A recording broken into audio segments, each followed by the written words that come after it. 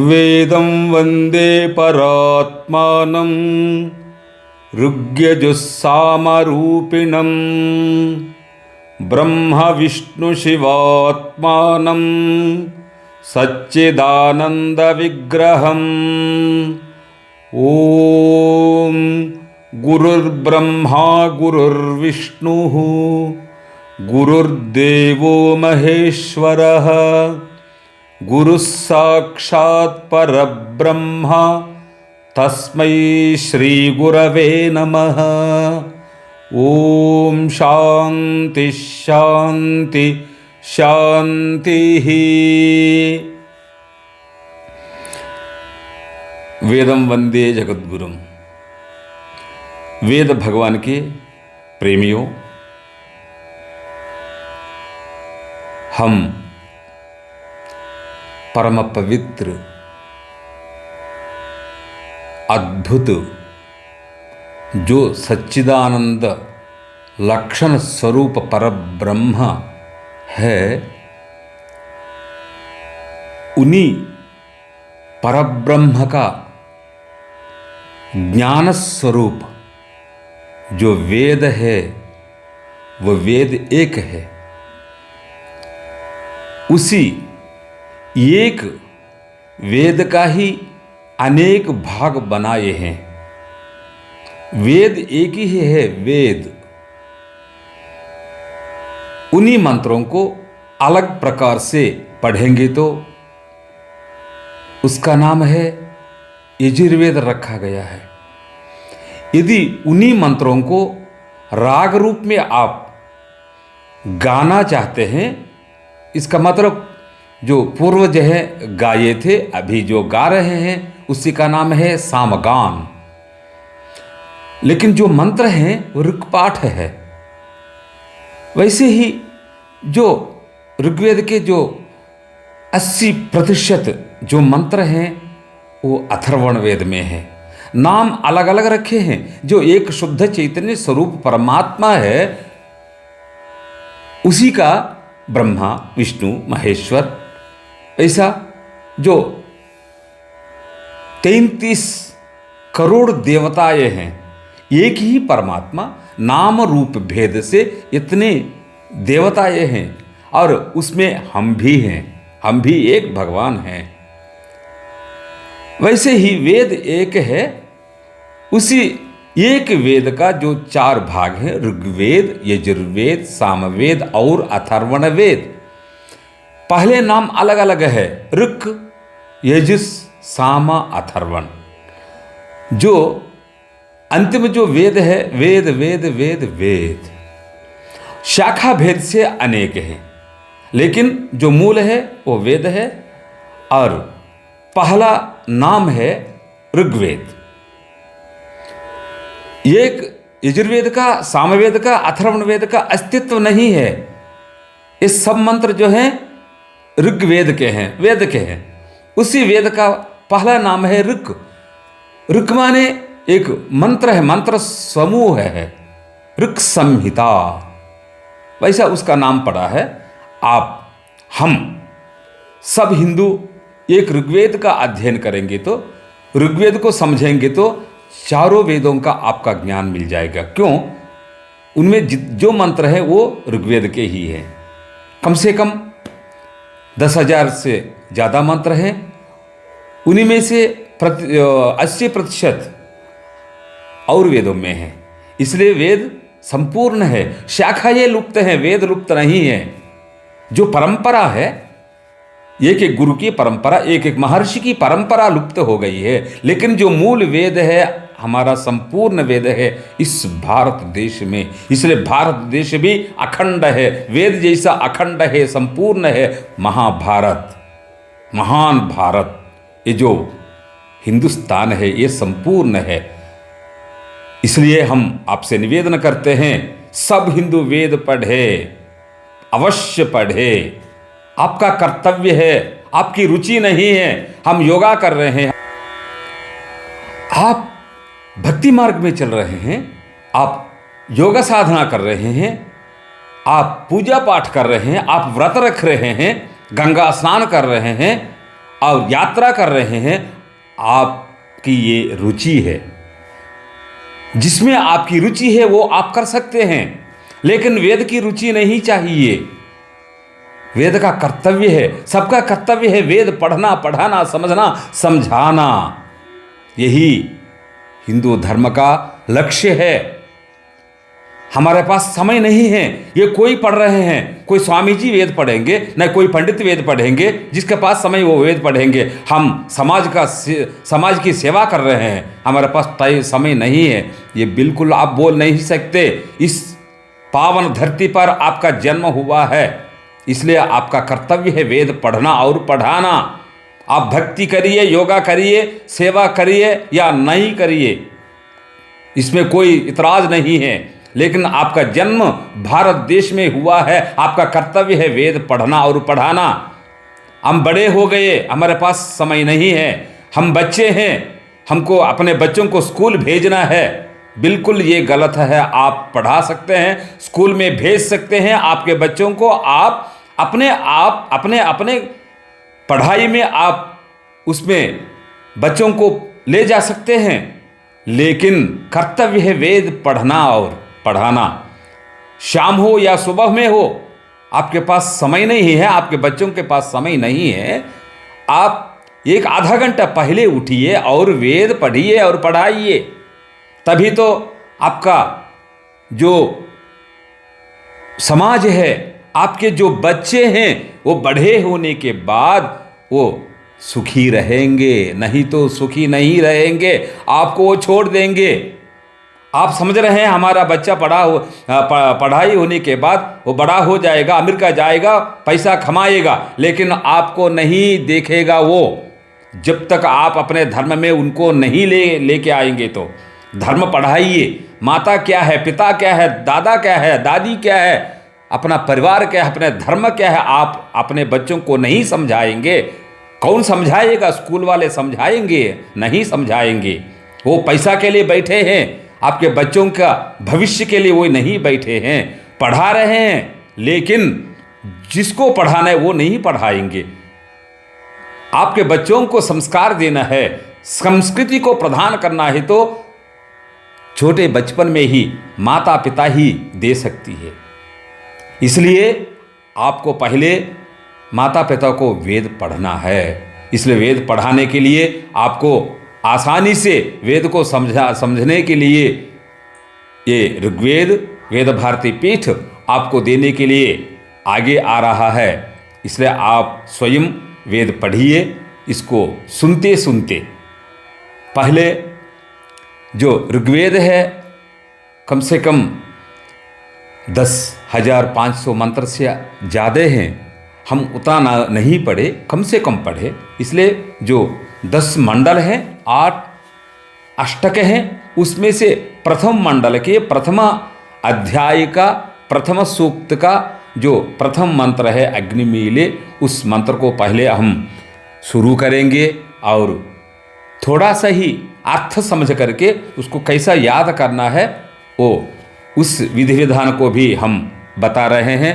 आप पढ़िए और ध्यान दे करके आराम से आपको ये जो स्वर है, मतलब पढ़ने की जो शैली है, उस शैली को धीरे धीरे आपको समझाएंगे। मतलब वेद को पढ़ाने के लिए मेन जो है, प्रधान जो है, स्वर चाहिए। अनुदात्त उदात्त स्वरित, उसका जो अनुदात्त उदात्त स्वरित तर हैं, उसको आपको समझना है।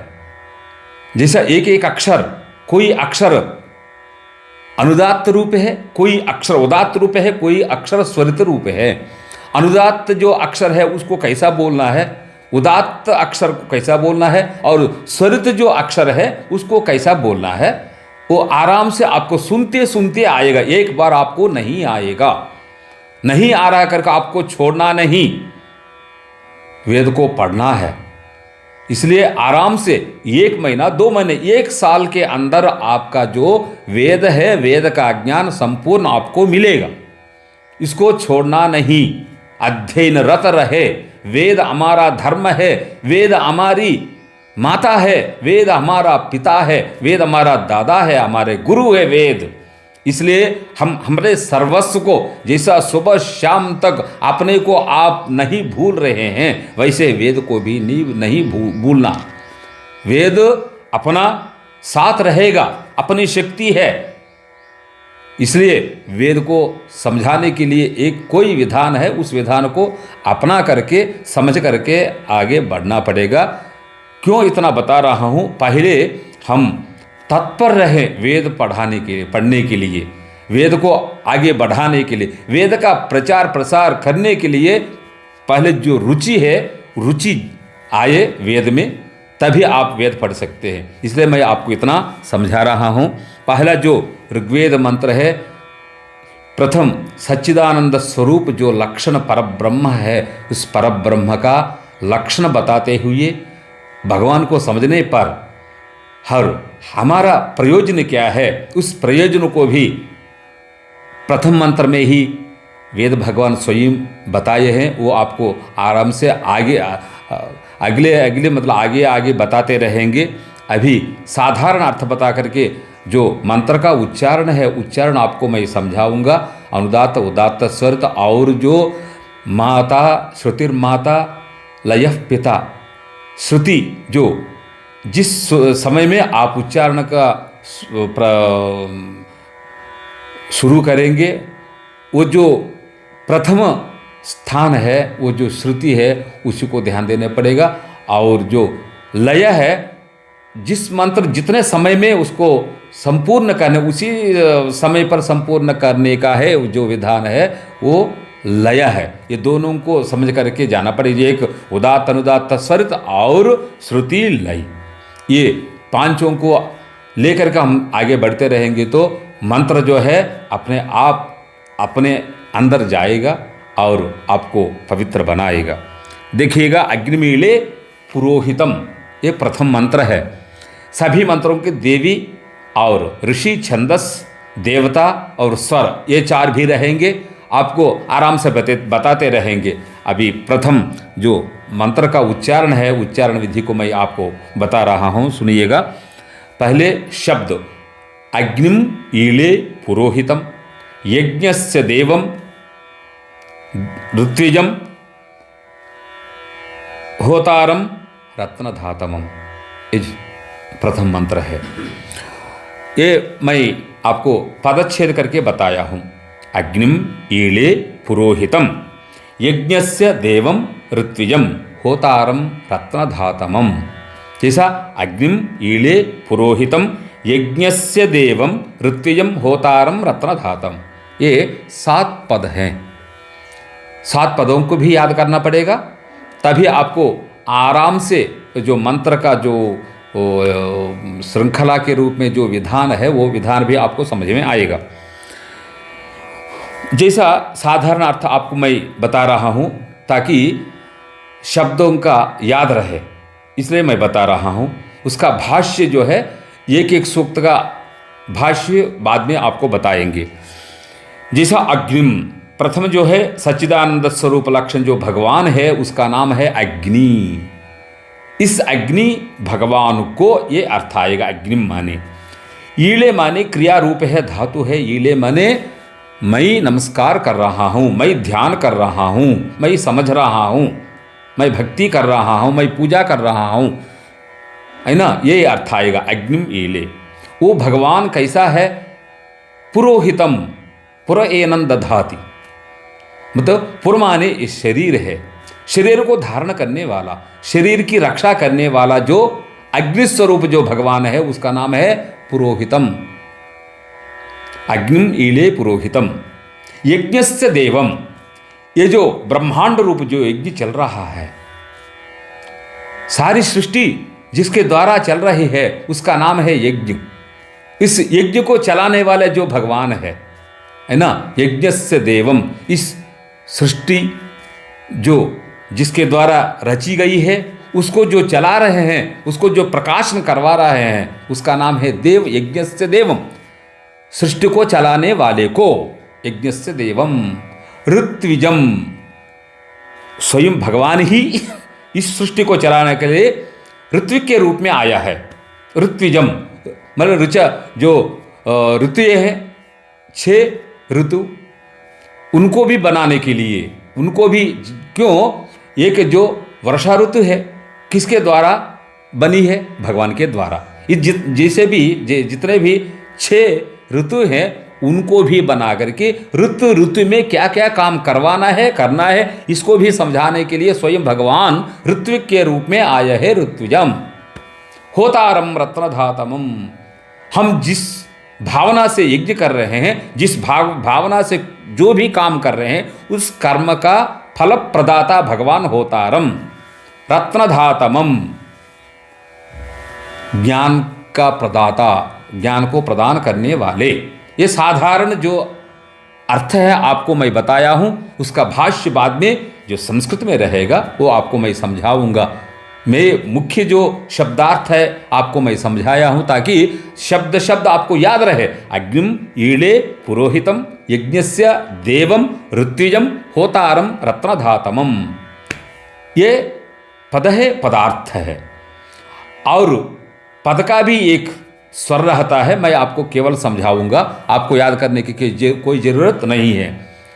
लेकिन ये पद कौन सा स्वर में स्थित है, ये सब जो है अपौरुषेय है, भगवान का ही स्वरूप है।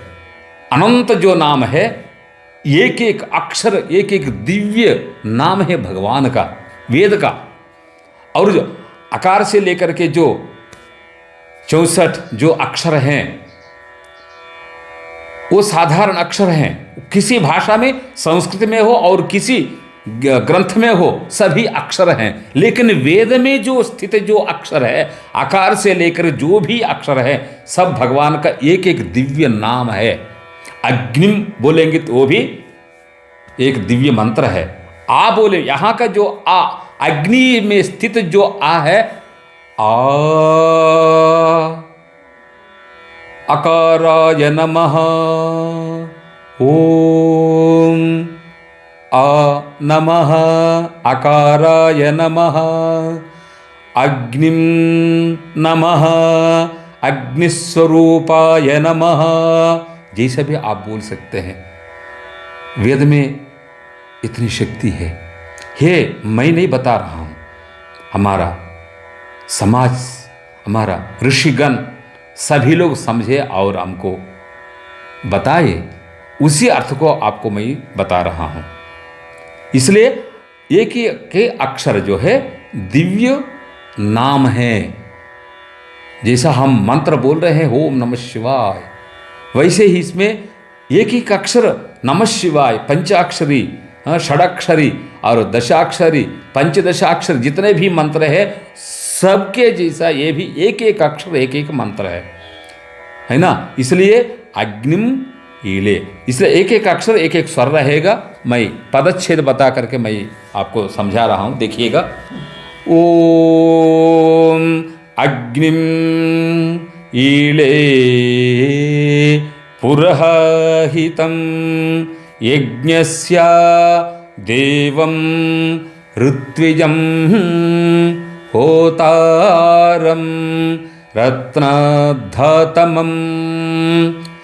रत्नधातमं ये मंत्र में है, पदच्छेद करने पर रत्नधातमं। मैं और एक बार बता के उसके बाद मंत्र का उच्चारण मैं बताऊंगा। ओम अग्निम ईले पुरहितं यज्ञस्य देवं ऋत्विजं होतारं रत्नधातमं।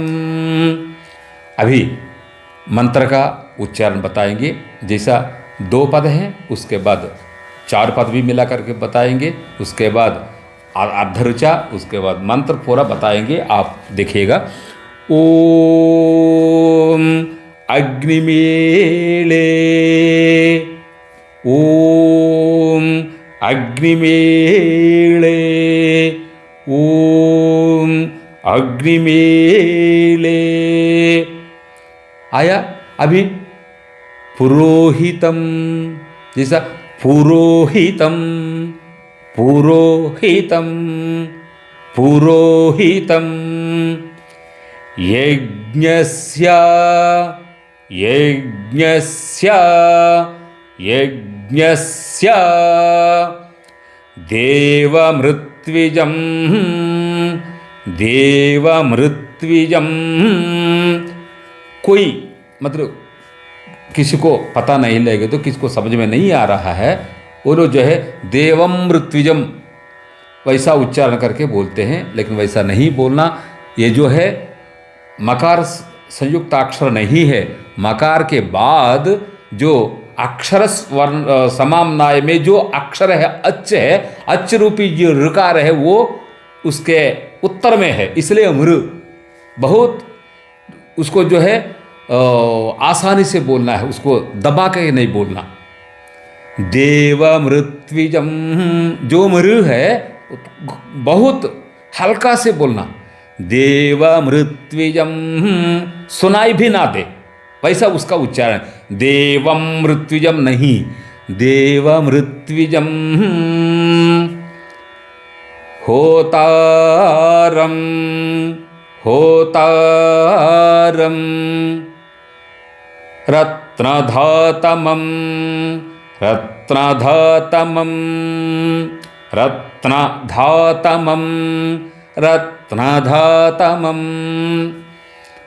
अभी पुरोहितम तक बोलेंगे। ओम अग्निमेले पुरोहितम, ओम अग्निमेले पुरोहितम, ओम अग्निमेले पुरोहितम। यज्ञस्य देवमृत्विजं यज्ञस्य देवमृत्विजं यज्ञस्य देवमृत्विजं। होतारं रत्नधातमं होतारं रत्नधातमं होतारं रत्नधातमं।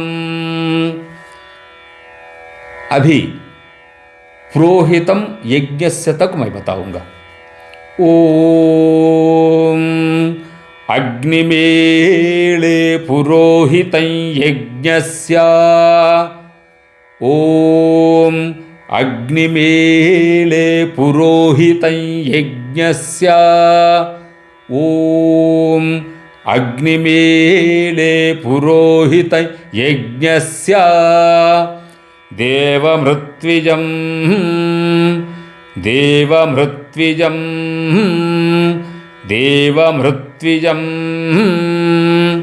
होतारं रत्नधातमं होतारं रत्नधातमं होतारं रत्नधातमं। अभी पूरा मंत्र मतलब अर्धर्चे गायत्री छंद से है, गायत्री छंद का मंत्र है गायत्री मंत्र। इसका नाम भी गायत्री, प्रथम गायत्री मंत्र। हम समझ रहे हैं भूर्भुवः स्वः तत्सवितुर्वरेण्यं जो गायत्री मंत्र है उसी का नाम गायत्री है। नहीं, जिस छंद में जो मंत्र है उसका नाम रहेगा। ये जो प्रथम मंत्र है गायत्री छंद में बद्ध है, इसलिए इसका नाम है गायत्री मंत्र, प्रथम गायत्री मंत्र अग्निमीले पुरोहितम। इसलिए मैं अर्ध ऋचा बताऊंगा, देखिएगा। ओम अग्निमीले पुरोहितं यज्ञस्य देवमृत्विजं होतारं रत्नधातमं। ओम अग्निमीले पुरोहितं यज्ञस्य देवमृत्विजं होतारं रत्नधातमं। इसको थोड़ा ऊंची स्वर में मैं बताऊंगा, देखिएगा। ओम अग्निमीले पुरोहितं यज्ञस्य देवमृत्विजं होतारं रत्नधातमं। ओम अग्निमीले पुरोहितं यज्ञस्य देवमृत्विजं मृत्विजं होतारं रत्रधातमम् ॐ अग्निमीले पुरोहितं यज्ञस्य देव मृत्विजं होतारं रत्रधातमम् ओम। अब इसको और ऊंचे स्वर में बताएंगे। थोड़ा आप सुनते रहेंगे तो एक एक बार एक एक श्रुति रहेगी तो मंत्र आसानी से अपने आप याद हो जाएगा। क्यों? अनेक बार उसको सुनते रहेंगे, उसको बोलते रहेंगे। देखिएगा। ओम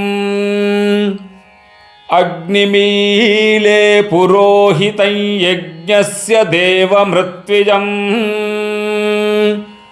होतारं रत्नधातमम् ॐ अग्निमीले पुरोहितं यज्ञस्य देव मृत्विजं होतारं रत्नधातमम् ॐ अग्निमीले पुरोहितं यज्ञस्य देव मृत्विजं होतारं रत्नधातमम्। इसका उच्चारण आपको समझ में आया होगा और आप प्रयत्न करेंगे तो उसका याद भी करेंगे तो अच्छा रहेगा। और जैसा मैं बोल रहा हूँ वैसे ही आपको बैठ करके एक एक स्तर, एक एक मतलब सीढ़ी ऊपर ऊपर जैसा जाएंगे वैसा आपको बोलना पड़ेगा। आगे जाकर आपको समझ में आएगा तो एक सूक्त जो है जैसा षड्ज श्रुति, उसके बाद ऋषभ श्रुति, गांधार श्रुति, मध्यम श्रुति, पंचम श्रुति, धैवत श्रुति, निषाद श्रुति और जो तार षड्ज श्रुति है वहाँ तक पहुँचेंगे। हर मंत्र हर श्रुति में हम बोल सकते हैं। अभी आपको कम से कम 3 श्रुतियाँ में आपको मैं समझाया हूँ। आप जैसा उसका जो उच्चारण है और उसकी ध्वनि है उसी को ध्यान में रख करके आपको मंत्र के साथ आप आराम से पहले सुनिएगा, कम से कम 50 बार सुनिएगा। उसी के बाद ही आप मेरे साथ बोल सकते हैं। पहले बोलना नहीं, किताब को आगे रख करके केवल सुनना है, 50 बार सुनना है, उसके बाद याद करना है, अपने आप याद होगा। इसलिए इस मंत्र का जो भगवान है, सच्चिदानंद स्वरूप जो परमेश्वर है, उसका परमेश्वर का आशीर्वाद आपके ऊपर सदा रहे। जय श्री वेदम। फिर मिलेंगे।